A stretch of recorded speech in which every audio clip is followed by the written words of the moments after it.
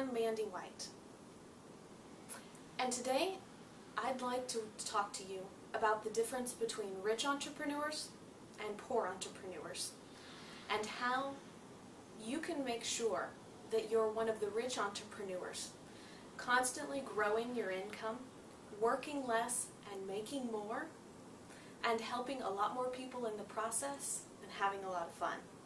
So, I want to walk you through two different models of building your business or offering your products, and the key differentiating piece between the two that's going to either keep you frustrated, overwhelmed, and poor, or the business model that's going to help you create a sustainable business model that allows you to, as long as you keep pouring money in, you will keep pouring even more money out.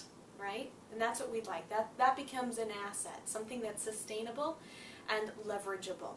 All right? So, all of you, I am sure, can relate to having an idea, an inspiration, and I work with a lot of entrepreneurs that are kind of divinely guided. And so you get this idea about something that you think will change people's lives. And from that, a poor entrepreneur's next step is they spend all this time thinking about what the product's going to look like. Will it be DVDs? Will it be a live seminar? Maybe it'll be a workbook and an ebook with 3 extra modules here. They spend days, weeks, months. I've seen entrepreneurs even waste years on this next piece. And they never get their product out there and change the world. If they do get past that point, the next thing that they do is spend their money on a website.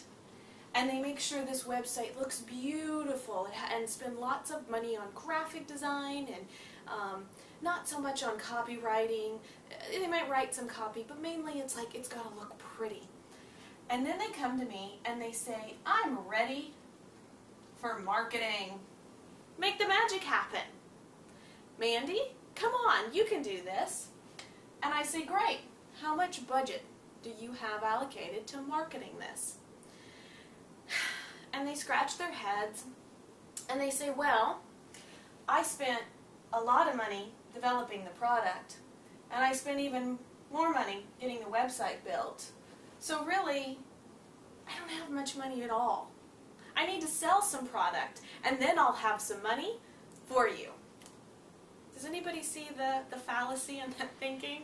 How can we sell something if we don't have any money to invest in seeing how to, in getting it sold?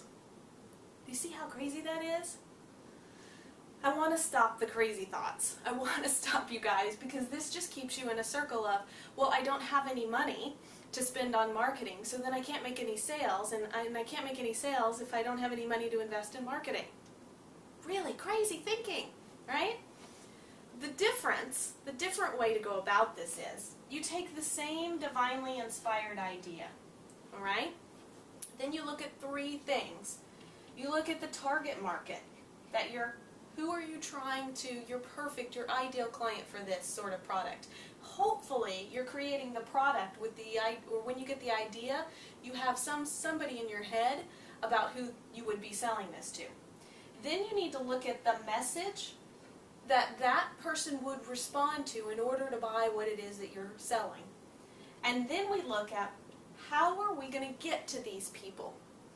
Can we get to them? A lot of you are like, I want to play on social media. So you say, all right, can we get to them on Facebook? Legitimately and truly, can we get to them on Facebook? Or can we get to them on Twitter?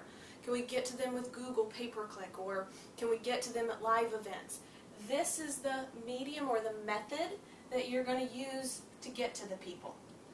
This is where the most time and money should be spent in finding out how to acquire a new customer.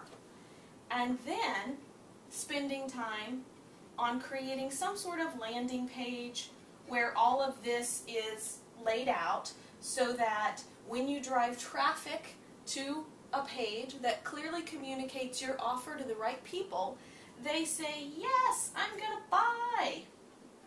And they pay you money.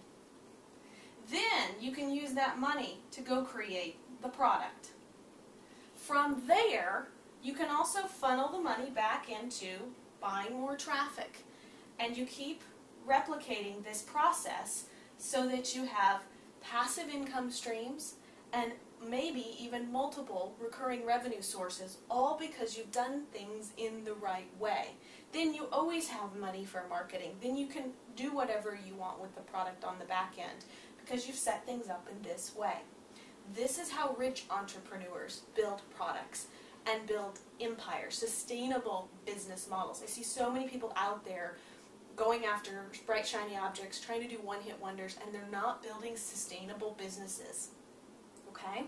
So when I worked in the hardcore internet marketing world, that dark side, many of you guys have heard me talk about, if anybody came to us with a product, the first thing we would do was identify these 3 components, set up a landing page, which you can do for less than $100 now. I mean, that was the biggest breakthrough I had as becoming an entrepreneur, is the use of WordPress and themes that allow you to do squeeze pages and landing pages.